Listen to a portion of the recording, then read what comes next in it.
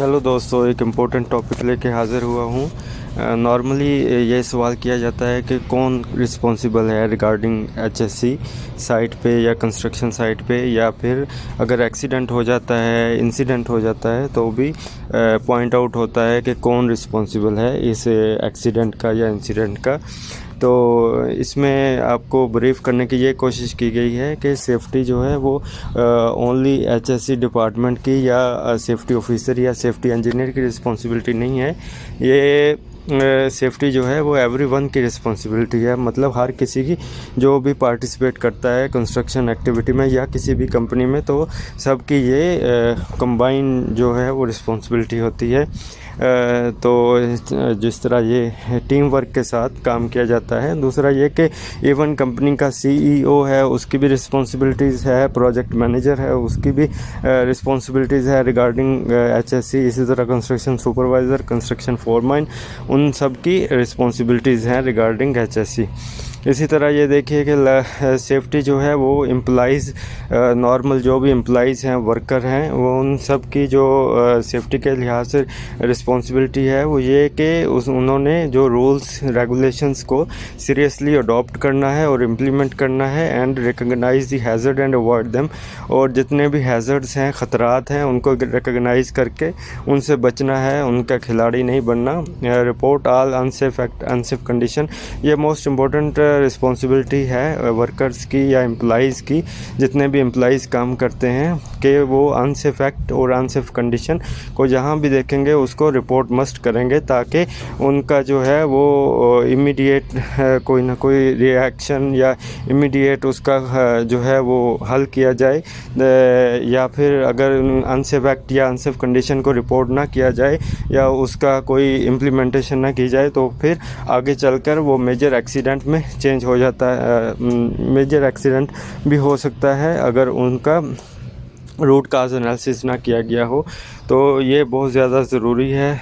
Unsafe act और unsafe condition को अगर टाइमली रिपोर्ट ना किया जाए तो ये आगे चलकर ये बिग या मेजर एक्सीडेंट का भी बाइस बन सकते हैं, जिससे कंपनी की गुडविल तो लॉस होएगी, लेकिन जो है वो कंपनी के लिए कंपनी प्रोजेक्ट से ब्लैकलिस्ट हो सकती है। तो ये बहुत इंपॉर्टेंट है कि उसको इमीडिएटली रिपोर्ट किया जाए और उसका एक्शन लिया जाए। और जो भी पीपीई दिए जाते हैं एम्प्लॉइज़ को, उनको अच्छे तरीके से पहनना और अच्छे तरीके से यूज़ करना, ये भी रिस्पॉन्सिबिलिटीज़ में शामिल होता है। और जो भी मशीनरी या टूल या इक्विपमेंट दिया जाता है तो उनको सेफ़ यूज़ करना और इंस्पेक्शन के साथ जो है वो यूज़ करना, ये भी रिस्पॉन्सिबिलिटी होती है। इसी तरह मैनेजमेंट की भी रिस्पॉन्सिबिलिटीज़ हैं कि वो जो वर्क प्लेस है वो प्रोवाइड करे अच्छी हेल्थ एंड सेफ्टी के लिहाज से अच्छा वर्क प्लेस जो है वो प्रोवाइड करे, और PPE free of cost provide करे, और एम्प्लॉइज़ को ट्रेनिंग दे और उनको हैज़र्ड आइडेंटिफिकेशन की ट्रेनिंग दे। ये बहुत ज़्यादा इम्पोर्टेंट है मैनेजमेंट रिस्पॉन्सिबिलिटीज़ में। और हर कोई जो है वो ये चीज़ को हमेशा मद्देनज़र रखे कि जो हाउसकीपिंग अगर नहीं की जाएगी तो slip, trip and fall hazard होगी, जिससे इंजरीज़ होंगी। और इलेक्ट्रिसिटी जो है वो उनको केबल्स को इंस्पेक्शन, कलर कोडिंग ना की गई हो तो ये शॉक्स, बर्न या फायर का सबब बन सकती हैं। तो पुअर मटेरियल हैंडलिंग भी बैक पेन प्रॉब्लम हो सकता है, और जो इंजरीज़ में जो वो हो सकता है। तो हैंडलिंग प्रॉपर तरीके से की जाएगी, तो उसे एक अलग वीडियो बनाएंगे। और टूल्स इक्विपमेंट जो है वो भी इंजरीज़ का काज होते हैं अगर उनके गार्ड्स या प्रोटेक्टिव डिवाइसेस जो है वो डिसएंगेज कर दी जाएं। तो इसी तरह जो है वो एक प्रोजेक्ट पे जो प्रोटोडिंग रीबर था वो जो है एक आदमी के ट्रिपिंग हैज़र्ड हुआ और उसके पेट में लग गया, तो फैटलिटी हो गई, और उससे जो है वो कंपनी के जितने भी मैन आवर थे वो लॉस्ट हो गए। तो इसलिए और कंपनी की गुडविल भी बहुत ज़्यादा अफेक्ट हुई और कंपनी वहाँ से ब्लैक लिस्ट हो गई।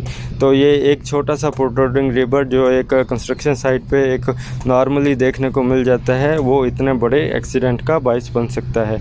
इसी तरह इन एमरजेंसी सिचुएशंस को भी समझना चाहिए कि इन केस ऑफ एमरजेंसी जो है अलार्म और एवैक्यूएशन रूट जो है वो डेजिग्नेट किए जाएँ और तमाम वर्कर्स को उनके बारे में बताया जाए। और सब वर्कर वर्कर्स की ट्रेनिंग हो कि उनको पता हो कि रिएक्ट कैसे करना है इन केस ऑफ इमरजेंसी, और असेंबली पॉइंट कहाँ पे है, कहाँ पे रूट हैं, कौन से रूट पे जाना है, और कौन सा अलार्म जो है वो गैस रिलीज़ का है, कौन सा अलार्म फायर का है। इन सब का तमाम वर्कर को अच्छे तरीके से मालूम होना चाहिए। और implement a procedure of leaving the scene safely to emergency personnel can do their job. तो वो जो जितने भी वो वर्कर्स हैं वो उनको ड्रिल्स में या मॉक ड्रिल्स में ये सारी चीज़ें बताई जाएं ताकि इन केस ऑफ इमरजेंसी वो रिएक्ट कर सकें।